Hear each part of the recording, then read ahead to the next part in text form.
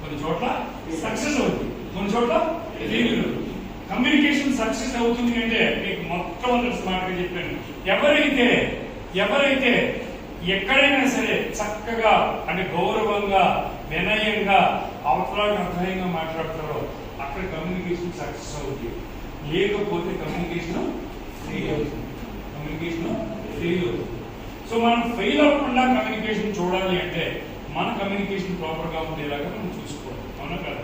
నువ్వు నీ సూపర్వైజర్ స్థాయిలో ఉన్నా, వర్కర్ స్థాయిలో ఉన్నా, హెల్పర్ స్థాయిలో ఉన్నా, లేకపోతే నువ్వు మేనేజర్ స్థాయిలో, ఏ స్థాయిలో నువ్వు ఉండు, నీ కమ్యూనికేషన్ మాత్రం అవతల వాళ్ళని రీచ్ అవ్వాలి.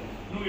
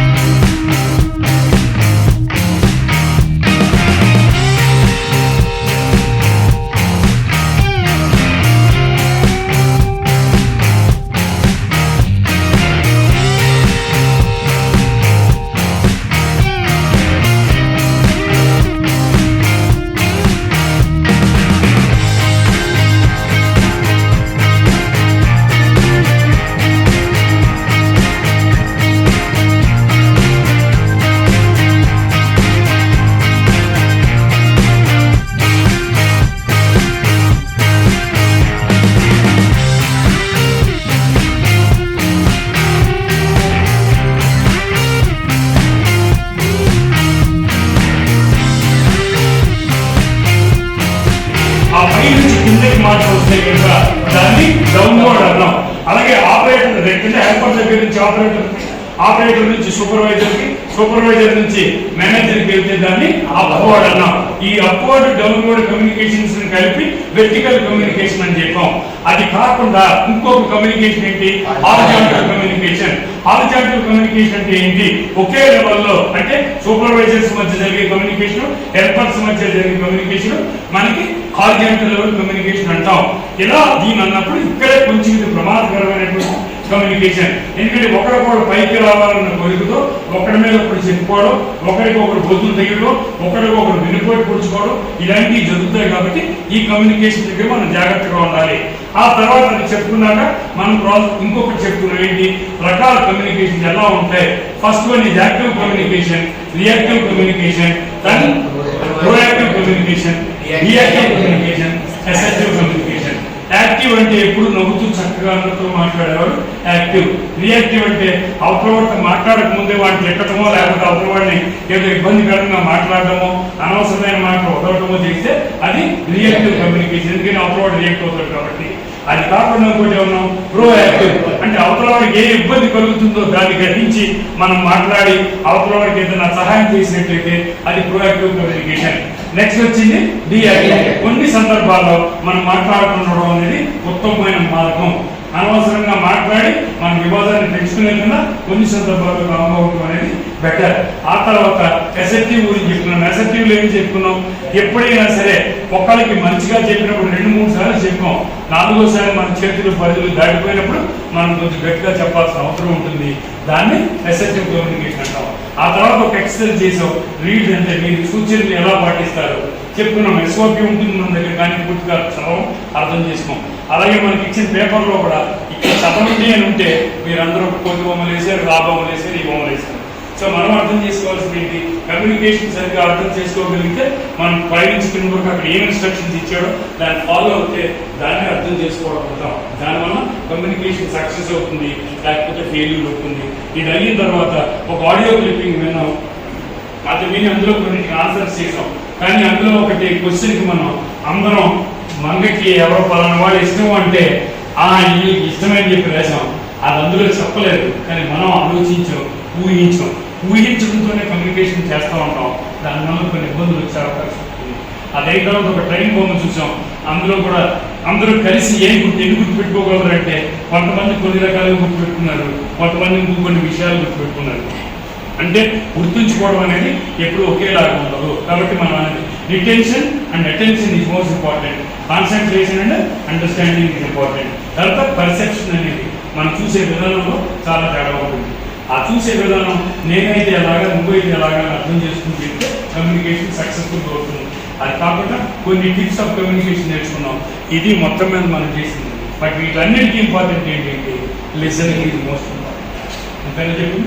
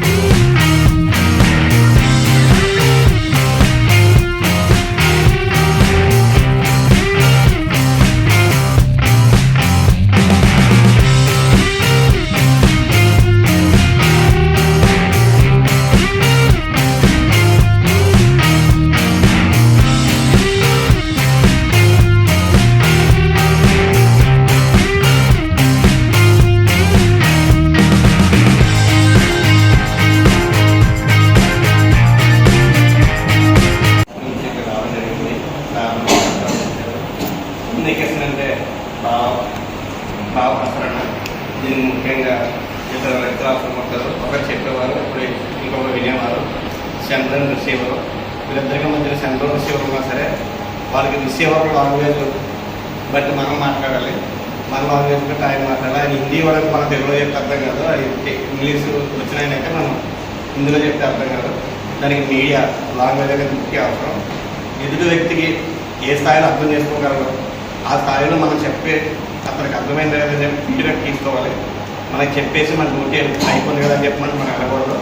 అతనికి అర్థమైందా లేదా, సో అర్థం అవ్వకపోతే మనం క్వశ్చన్ అడగాలి. అది ఓకే, అర్థం అవ్వకపోతే ఏం అర్థం కాలేదో అడిగి అతనికి మళ్ళీ మనం ఎక్స్ప్లెయిన్ చేయాలి. ఇది ముఖ్యం. పైగా కమ్యూనికేషన్లో కొంచెం మిస్అండర్స్టాండింగ్ జరుగుతూ ఉంటాయి. దానికి ఈగో ఫీలింగ్స్కి వెళ్ళకుండా మనం కమ్యూనికేట్ చేస్తూ ఉండాలి. ఇంకా దీంట్లో కోడింగ్ డీకోడింగ్ ఉంటుంది. డీకోడింగ్ ఉంటుంది. డౌన్ఫాల్ పైనుంచి కింద స్థాయి వరకు సమాచారం చేయడం, కింద స్థాయిలో ఏమన్నా ప్రాబ్లం చేస్తే కింద స్థాయి నుంచి పై స్థాయికి డౌన్ఫాల్. ఇందులో 2 రకాలు ఉంటుంది. వర్టికల్ ఉంటుంది, వర్టికల్ హారిజాంటల్.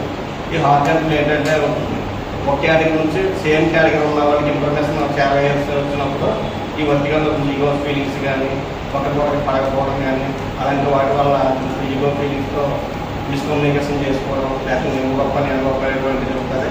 దీన్ని కొంచెం కంట్రోల్లో పెట్టుకుంటే ఆ కమ్యూనికేషన్ స్కిల్స్లో కరెక్ట్ డెవలప్ అవుతాడు. సో టైప్స్ ఆఫ్ కమ్యూనికేషన్ 2 రకాలు ఉంటాయి. Active, deactive, reactive, proactive. అలాగా మనం ఎదుటివారికి చెప్పేటప్పుడు మనం ఏ విధంగా చెప్తున్నామో రిసీవర్ అవతల వాడు కూడా అదే విధంగా తీసుకుంటాడు. మనం సీరియస్గా చెప్పుకోమనుకో అవతల వాడి మీద రివర్స్ అయ్యే అవకాశం ఉంటుంది. మనం ఫుల్గా చెప్పుకోమనుకో అవతల వాడు కూడా ఫుల్గా వింటాడు. సో మనం చెప్పే కమ్యూనికేషన్ చేసేదాన్ని బట్టే అవతల వాడు రియాక్టివ్ ఎలా రియాక్ట్ అవుతాడు. రియాక్టివ్ సీరియస్గా చెప్పాలంటే సీరియస్గా చెప్పడంలో కూడా గుర్తులు చెప్తే తిట్టి చెప్పడం ఉంటుంది. సీరియస్ చెప్పడంలోనే అది కాదమ్మా ఇది కాదమ్మా అలా చేయాలని చెప్పడంలోనే ఉంటుంది. నీకు ఇంకొక సీరియస్ చెప్పడం ఎన్నిసార్లు చెప్పాలి, ఇదే second time, third time, fourth time ఇంకొకసారి ఇదే తప్పు రిపీట్ చేస్తే అని నీకు పనిష్మెంట్ ఉంటుందని కూడా సెన్సిటివ్గా కూడా చెప్పవచ్చు. ఇంకా మనకి కమ్యూనికేషన్ నెక్స్ట్ కమ్యూనికేషన్ చెప్పాలి. సో ఇంత జరిగిన తర్వాత కూడా ఒక టీం వర్క్ అనేటువంటిది 4 రకాలుగా ఆలోచిస్తారు. 4 రకాలుగా ఆలోచిస్తారు కాబట్టి 4 కూర్చొని మాట్లాడుతున్నప్పుడు దీన్ని ఎలా చేయాలి, దీన్ని ఎలా చేస్తే ఈ ప్రాబ్లమ్ సొల్యూషన్ వస్తుంది. దీన్ని మనకి మెయిన్ కమ్యూనికేషన్ స్కిల్స్కి అయినా దేనికైనా ఒక 5 రకాలుగా అవసరం ఉంటుంది. ఫస్ట్ మనం వినేదాని మీద పూర్తిగా మనం చెప్పేదాని మీద మనకు పూర్తిగా అవగాహన ఉండాలి, శ్రద్ధ ఉండాలి, కాన్సన్ట్రేషన్ ఉండాలి, అటెంక్స్ స్పెషల్ మీద అటెంక్స్ ఉండాలి. అండ్